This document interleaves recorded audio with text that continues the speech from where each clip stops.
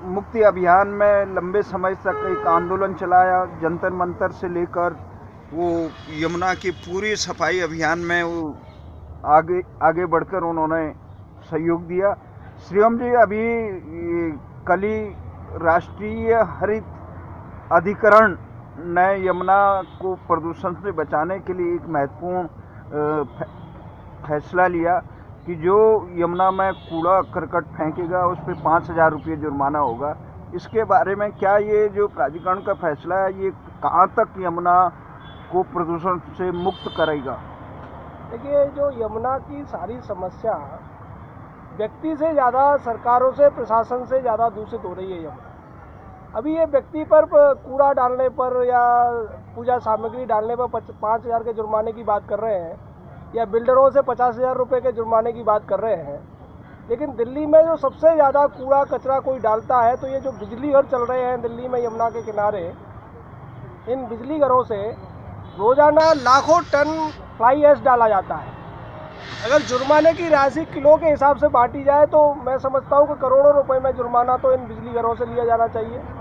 उसके बाद जितनी दिल्ली के अंदर अवैध फैक्ट्रियाँ चल रही हैं, जो बूचड़ खाने हैं, जो नाले हैं, जब कूड़ा डालने पर, पूजा के फूल डालने पर जुर्माना है तो नाला डालने पर वो जुर्माना क्यों नहीं होना चाहिए? इसलिए सबसे पहले तो दिल्ली सरकार को कटघरे में खड़ा होना चाहिए। उसके बाद दिल्ली जल बोर्ड जो कि गृह मंत्रालय के अधीन आता है उसको इस कटघरे में खड़ा होना चाहिए। दूसरी चीज़ है, जो हमारे यहाँ जितने लुटियन जोन में, जैसे कि कुछ लोग लुटेरों की जोन भी बोलते हैं, वहाँ रहने वाले जितने ये मंत्री संतरी से लेकर हमारे प्रधान सेवक तक हैं, इन सब का कचरा भी यमुना में जा रहा है। तो इन लोगों से जुर्माना किस दिन लिया जाएगा? ये सब हमें लगता है कि ये जो ग्रीन ट्रिब्यूनल का फैसला है वो तो उचित है, लेकिन उसका जो एक प्रासंगिकता है या जो उसकी व्यवहारिकता है वो हमें संदिग्ध नज़र आती है। एक और बात है कि अब आप उन्हें रोकेंगे कैसे?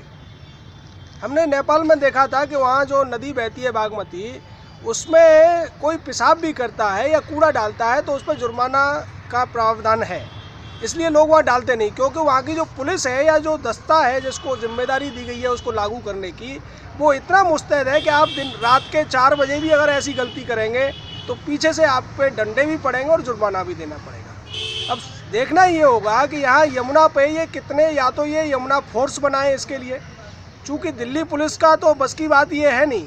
दिल्ली पुलिस दिल्ली में जब अपराध ही नहीं रोक पाती, उसका काम तो केवल दीगर कामों में पैसा लेना होता है, अपराध रोकने से ज़्यादा वो अपराध के होने के बाद में सेटिंग करने में खर्च करते हैं। तो इसको रोकने के लिए आएगा कौन? कौन होगा जो रेलों से जो लोग उसमें कचरा डालते हैं या कारों से उतर के वहाँ पुलों के ऊपर डालते हैं, उन लोगों के साथ कौन झगड़ा करेगा और कौन जुर्माना लेगा? क्या वो जुर्माना कोर्ट से लिया जाएगा? कोर्ट तक जाने से पहले वहाँ रफा दफा होगा?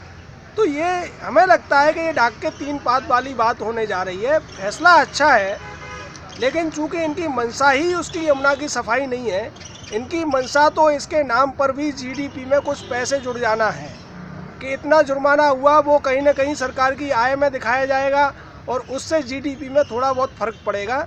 सारा खेल उस फ़र्क का है। न इन्हें यमुना साफ़ करनी है, न इन्हें गंगा साफ़ करनी है, ये सब दिखावे की चीज़ें हैं।